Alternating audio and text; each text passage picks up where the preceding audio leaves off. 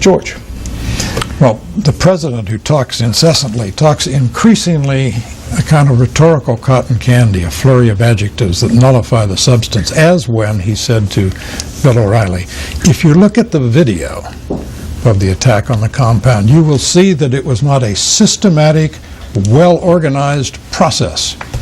Well, if you look at any war, any episode, it doesn't look systematic and well-organized. It looks like war and chaos. But as we've seen, we had a memo sent, I think, to all of us by James Rosen this afternoon saying if you look at the book written on this, Under Fire, the authors of that say the attackers knew the layout of the compound, knew where Ambassador Stevens was, knew where the gasoline was stored that they used to burn the place down, and used military hand signals to direct their operations.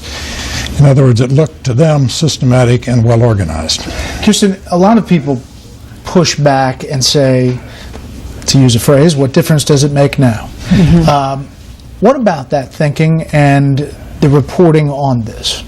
Well, I think the reporting is important, and I don't understand why the administration can't just tell the truth about this, and that they keep saying things that, as George just pointed out, we know aren't true, and we know aren't true from sort of unbiased sources. I mean, the Senate Intelligence Report is not, Fox News. He wants to blame Fox News for everything. It's not Fox News. You have people, reasonable people thinking that this is not what happened. I also thought it was interesting that he's talking about why couldn't he just answer Bill's question?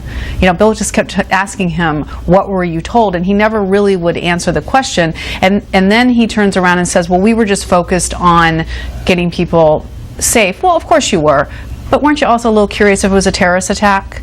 So none of this really adds up, and it's so frustrating every time we have to hear, as rhetorical cotton candy, perfect way to describe it.